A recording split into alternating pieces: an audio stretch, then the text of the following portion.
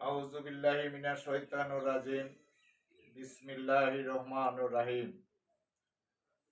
প্রিয় সাংবাদিক বৃন্দ ও ভাই বোনেরা, আসসালামু আলাইকুম। আজকে আমি অত্যন্ত বিপদে সম্মুখীন হয়ে আজকে আমি সংবাদ সম্মেলন করছি। আমি গত 27/10/2024 তারিখে আসামি জুলহাস ও রায়হান ও মনিরের বিরুদ্ধে চাঁদাবাজি মামলা করি।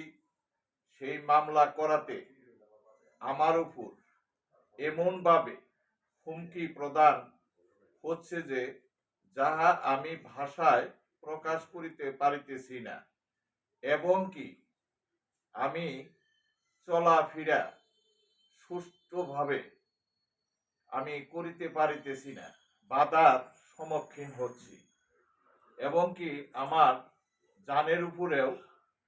জানেরও কোনো নিরাপত্তা আমি পাচ্ছি না। আমার আত্মীয় স্বজন ও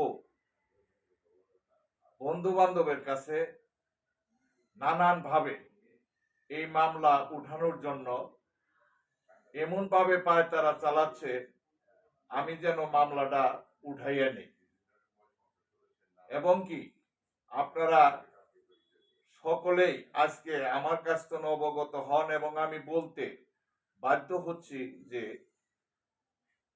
বিগত ফ্যাসিস্ট সরকারের সময় মনির হোসেন উনি এক এক পত্রিকার সাংবাদিক হিসাবে নিজেকে পরিচয় দিয়ে চলে। শুধু খালি তাই নয়, থানার বর্তমানেও কর্তৃপক্ষ যারা আছে তারাও সাক্ষী যে মনির হোসেন একজন থানার, এই কালিহাতী থানার মধ্যে শ্রেষ্ঠ সে একজন দালাল। প্রত্যেকটা মামলা মোকদ্দমার ব্যাপারে সে থানায় তদবির করে থাকে এবং থানায় সে পড়ে থাকে।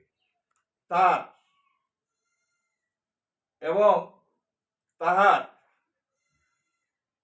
জোর প্রয়োগ সন্ত্রাসী করে এই ফ্যাসিস্ট সরকারের তারির মামাতো ভাই রায়হান ও জুলহাস সকলেই জানে যে সর্বসময় জুলহাস মদ মাদকের উপরে থাকে, কালিহাতীবাসী সকলেই জানে।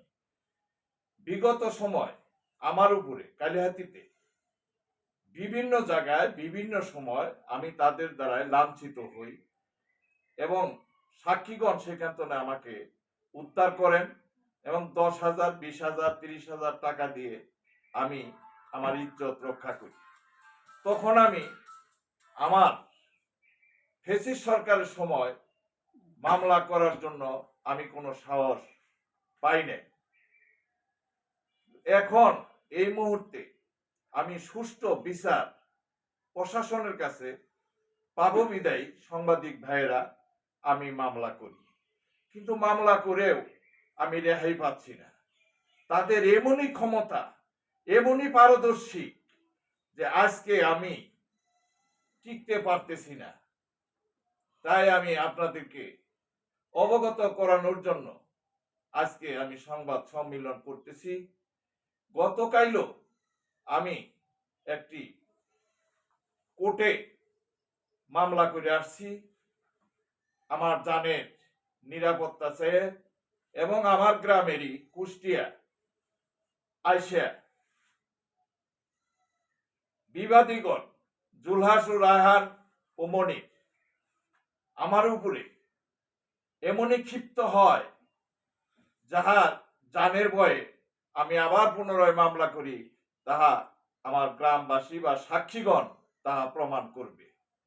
এই মুহূর্তে আমি আপনাদের সর্ব সহযোগিতা চাচ্ছি, এবং কি থানা এবং প্রশাসন যে যেখানে যে অবস্থায় আছে, বাংলাদেশের যে এখন উপদেষ্টাগণ আছে, আমি ডিসি, এসপি সকলের কাছে আমি আমার জানের নিরাপত্তা এবং আমি আমার মামলার সুষ্ঠু বিচারের ব্যবস্থা নেওয়ার জন্য অনুরোধ করতেছি। গত 10/4 রোজ শুক্রবার আমার বাসায় আইসা লক করে। আমি গেটের দরজা খুলে দিলে আতঙ্কিত ভাবে আমার বাসায় বিনা অধিকারে 7-8 জন প্রবেশ করে।